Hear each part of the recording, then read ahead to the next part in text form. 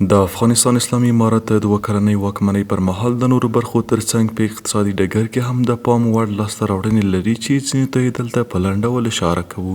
د اسلامي امارت په راتګ سره اقتصادي وضعیت چې له جدي ګواښ سره مخ اوس بیرته مخ په ښه کېدو دی. افغانۍ د بهرنیو اسعارو پر وړاندې نه یوازې باثباته پاتې شوې بلکې د ځینې بهرنیو اسعارو پر وړاندې یې ارزښت لوړ شوی دی. همدارنګه بانکي سیستم له پاشل کېدو وژغورل شو. په هیواد کې لوی بنسټیزې پروژې پیل شوې. د صادراتو کچه د تیرو کلونو په پرتله 2 برابره زیاته شوې ده. سوداګرۍ پرمختګ کړی. د لویو کانونو د استخراج او پروسس چارې روانې دي. د لومړنیو خوراکي توکو بیې ټیټې شوې. په کور دننه د خوراکي توکو په تولید کې د پام وړ زیاتوالی راغلی دی. د حکومتي تشکیلاتو د زیاتوالي سربیره په قانون او عامل منفعه پروژو کې لسګونو زرو کسانو ته د کار زمینه برابره شوې ده. د ملي عوایدو په کچه کې د پام وړ زیاتوالی راغلی. ملي بودیجه له کورنیو عوایدو تمویل شوې ده. د لویو لارو پر بیا رغونه سربیره د ترانزیت په برخه کې ګڼه اسانتیاوې هم رامنځته شوي دي. اسلامي امارت د قانونو، برېښنا، کرنې، ترانسپورت، مخابراتو او ټکنالوژۍ، صنعت، بانکوالۍ او د سوداګرۍ په سکتورونو کې کورنۍ او بهرنۍ پانګونې ته زمینه برابره کړې ده. اوسمهال کورنۍ او بهرني پانګوال له کومې ستونزې پرته په افغانستان کې په مختلفو برخو کې پانګونه کولی شي.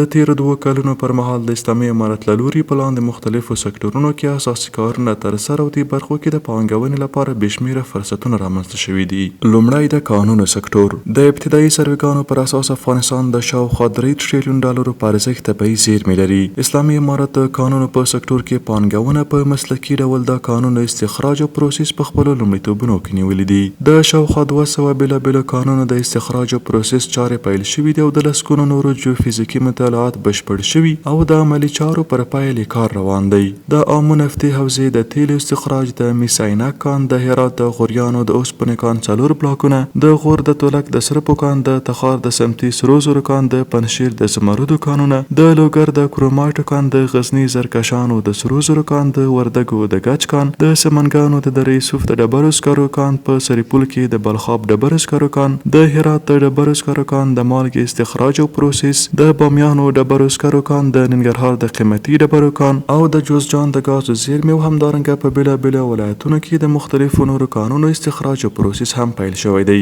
هغه کانونه چې د اسلامي امارت له لوري د کورنۍ او بهرنۍ پانګونې لپاره پکې بشمیره فرصتونه رامنځته شوي دي. د بامیانو د حاجګک د اوسپنې کان، د کټواز او هلمند نفتي حوزې، د هرات نفتي حوزه، د تخار د دشت قلعه سرو زرو کان، د هرات د شیدا د میسو کان، د سرپول د بلخاب د میسو کان، د پروان د جبل سراج د سیمنټو پروژه او همدارنګه د هرات، سمنګان او بلخ ولایتونو د سیمنټو پروژې. په دې سربیره همدارنګه په ځینو نورو کانونو کې هم د پانګونې فرصتونه رامنځته شوي دي.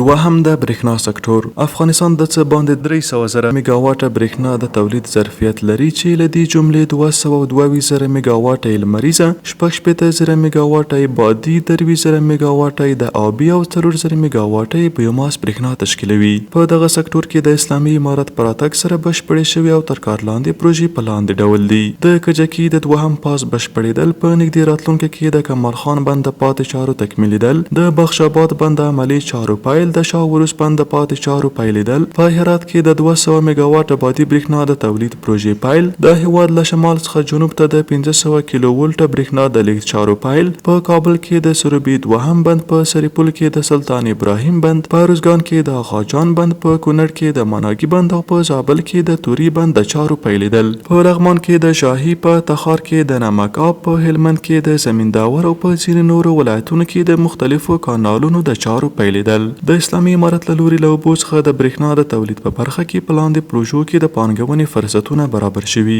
پاشدان بند، د ګمبري د اوبو لګونې او برېښنا پروژه، د سروبي 2هم بند، د باغدرې بند، د شاتوت بند، د دهلي د څښاک اوبو رسونې، اوبو لګونې او برېښنا د تولید پروژه، د کابل پنشیر د څښاک اوبو پروژه او همدارنګه د سورتاق د برېښنا د تولید پروژه. د لمریزې برېښنا د تولید په برخه کې په لاندې پروژو کې د پانګونې فرصتونه برابر شوي دي. د نغلو لمریزې برېښنا د تولید پروژه، د لغمان، غور، نیمروز، پکتیکا، خوست، فراه، د کندي د لمریزې برېښنا د تولید پروژه. د بادي برېښنا د تولید په برخه کې په لاندې پروژو کې د پانګونې فرصتونه شته دي. د مزار بادي برېښنا پروژه، د پروان د بادي برېښنا پروژه او همدارنګه د هرات د بادي برېښنا پروژه. له بایومس څخه د برېښنا د تولید په برخه کې په لاندې پروژو کې د پانګونې فرصتونه برابر شوي دي.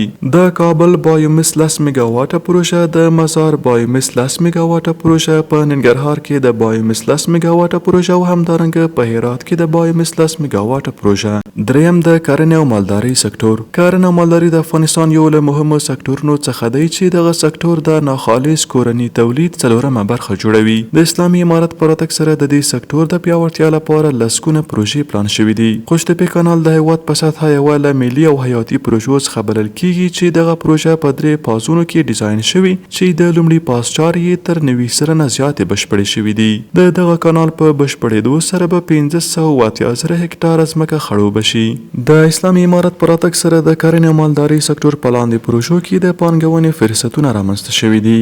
د میوو د پروسس مرکزونه، د کرنیزو محصولاتو لپاره سړې خونې، شنې خونې، د اوبو لګولو سیستمونه، د ننګرهار کانال د اوبو لګولو د زیربناو د بیارغونې پروګرام، د آمو سیند 5مه حوزه د اوبو د سرچینو د پراختیا د پانګونې پروګرام، د باغدارۍ د ارزښت سلسلې پراختیا، د کرنې ملاتړ او د محصولاتو د ارزښت زنجیره، د ارغنداب د اوبو د سرچینو پراختیا، د عامه خلکو په اشتراک د کرنې مالدارۍ پروګرام، د لومړیتوب ملي پروګرام، د بڼوالۍ او مالدارۍ ملي پروګرام او همدارنګه د بیړني کرنیز او خوراکي خوندیتوب پروژه. څلورم د ترانسپورت سکتور. اسلامي امارت د معیاري ترانسپورت درلودو لپاره په لاندې پروژو کې عملی کار پیل کړی دی. د کابل کندهار لوی لارې بیارغونه، د سلنګونو لوی لارې د بیارغونې چارو پیل، د هرات غور سړک بیارغونه، د کندهار ارزګان سړک بیارغونه، د کابل لوګر دوهم لاین بیارغونه، په کابل ولایت کې د لسګونو سړکونو بیارغونه او همدارنګه په مختلفو ولایتونو کې ولسوالیو ته د غځېدلو لارو بیارغونه.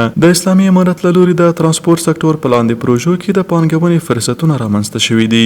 د مزار شریف کابل پکتیا اوسپنې پټلۍ پروژه، د هرات خواب ریل پټلۍ دوهمه برخه، د اندخوی شبرغان ریل پټلۍ پروژه، د تورغونډۍ هرات ریل پټلۍ پروژه، د کندهار سپین بولدک د ریل پټلۍ پروژه، د هرات پارا او دلارام ریل پټلۍ پروژه، د کابل ښار حلقوي سړک او په لویو لارو کې د ترمینلونو جوړول.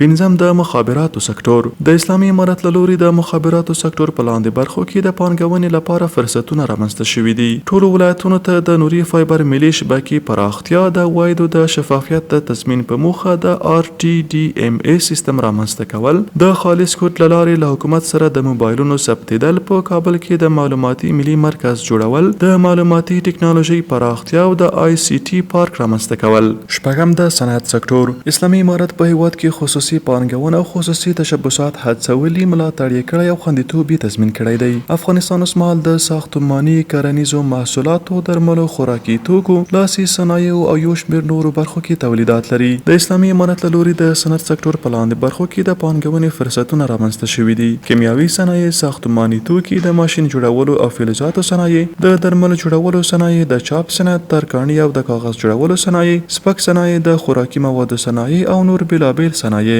اووم بانکي سکتور. د اسلامي امارت له لوري په بانکي سیستم کې لاندې کارونه ترسره شوي دي.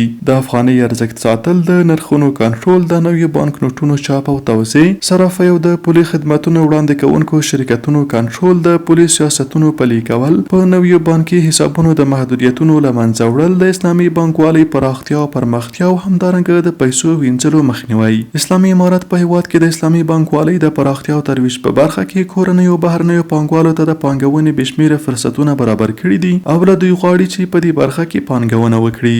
اتم د سوداګرۍ سکتور. افغانستان د 1400 لمریز کال پر مهال د شاوخوا 2 میلیارډ ډالرو په اندازه صادرات درلودل. اسلامي امارت د سوداګرۍ په برخه کې بشمیره اسانتیاوې رامنځته کړي دي چې ځینې یې د نمونې په ډول لاندې ذکر کوو. د صنعتکارانو د برېښنا ستونزې حلول، د صنعتي پارکونو پراختیا، د صنعتي خونو جوړول، په خامو موادو کمه تعرفه، د سړو خونو جوړول، د ملي او نړیوالو نندارتونونو جوړول، د مالیاتي جریمو معافیدل، په ګمرکونو کې د 24 ساعته خدماتونو وړاندې کول، د هوایي دهلیزونو پرانیستل او همدارنګه په ترانزیت کې د اسانتیاو رامنځته کول.